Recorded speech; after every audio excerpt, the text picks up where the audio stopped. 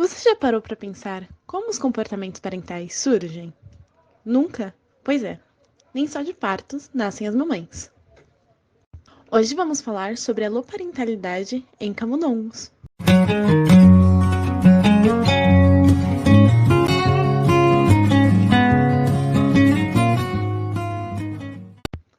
Pesquisadores perceberam que o hormônio conhecido como oxitocina, que já era conhecido por estar associado ao parto e à lactação, é, além de tudo isso, responsável também por aumentar a relevância das informações sociais e permitir a parentalidade em camundongos, quando esses estão observando progenitores da prole.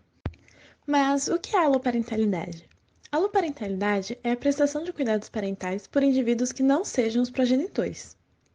E como sabemos de tudo isso sobre o papel dos hormônios e desse comportamento? Isso só é conhecido pois pesquisadores da Universidade de Columbia, nos Estados Unidos, realizaram uma série de experimentos, onde em uma gaiola eram alocadas camundongas fêmeas virgens junto à mãe e aos filhotes. Era-se monitorado continuamente o cérebro e o comportamento das fêmeas virgens, por meio de uma câmera com luz visível diurna e infravermelha noturna, microfone com áudio ultrassônico e amplificadores para gravações neurais. Depois de diversas observações, eles conseguiram entender os papéis dos hormônios, da observação de outras mães e do contato físico para o surgimento do comportamento parental. Vamos começar entendendo os hormônios. Naquelas gaiolas, era possível ver as mães progenitoras tentando manter as virgens dentro do ninho com os filhotes.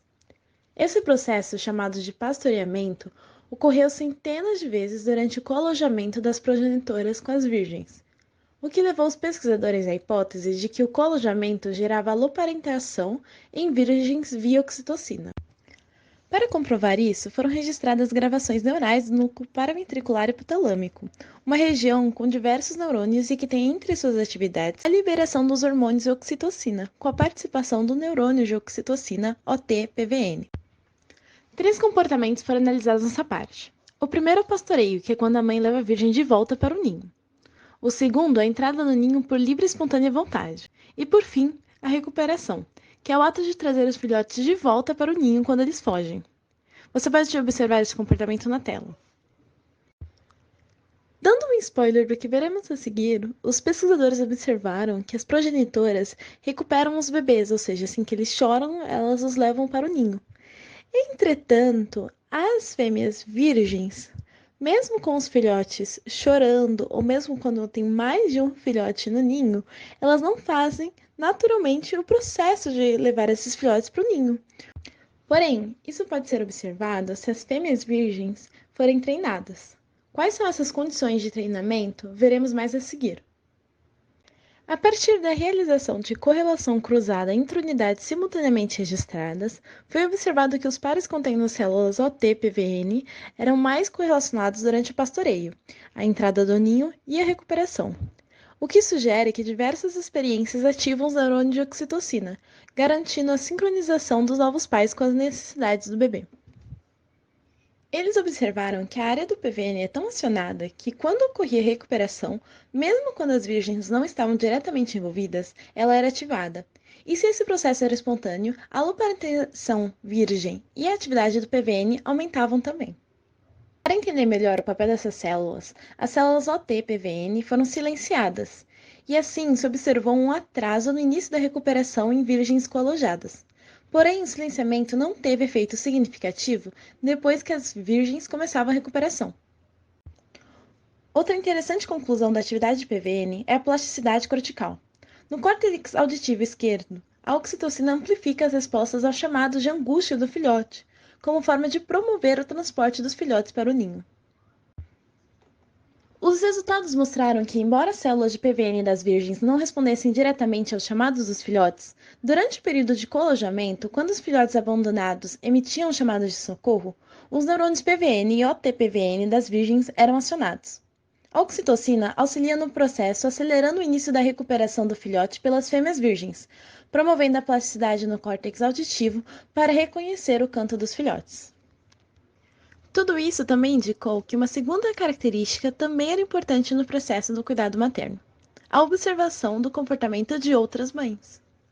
Com o mesmo aparato da gaiola, foi feita uma separação entre virgens alojadas e não alojadas com as mães dos filhotes. Depois de 4 dias consecutivos, foram feitos testes de recuperação das progenitoras com a presença das virgens do grupo alojado. Depois foi avaliada a recuperação pela virgem e se observou que, quando em presença das progenitoras, as ratas virgens apresentavam uma aceleração do início da aloparentalidade em comparação a um outro grupo que estava somente com a prole.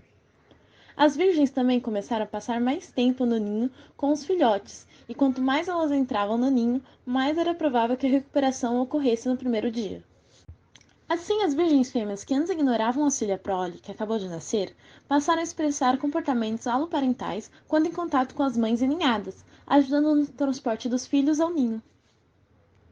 Isso mesmo, assistir outras mães cuidarem da prole as estimulou a terem comportamentos parentais. Mas não parou por aí. Como último achado, foi testada a participação do contato físico nesse processo. Os pesquisadores colocaram uma barreira transparente entre virgens observadoras e as mães recuperadoras na gaiola, e depois avaliaram se essas virgens aprenderam ou não a recuperar os filhotes. Eles observaram que, mesmo atrás de uma barreira transparente, a maioria das virgens aprenderam a recuperar, concluindo que o contato físico não é importante para a aprendizagem do comportamento parental.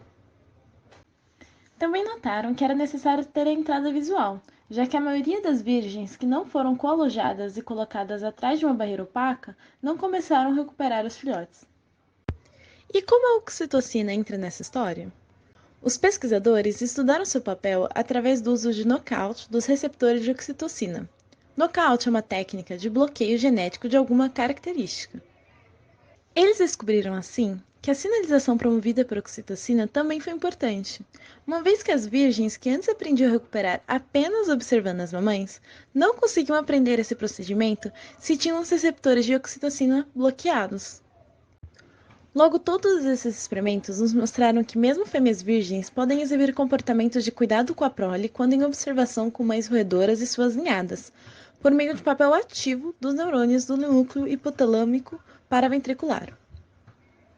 Agora, por um lado, esse comportamento pode ajudar a sobrevivência da prole, dado que mesmo as roedoras que não deram à luz aos filhotes ajudam em seus cuidados.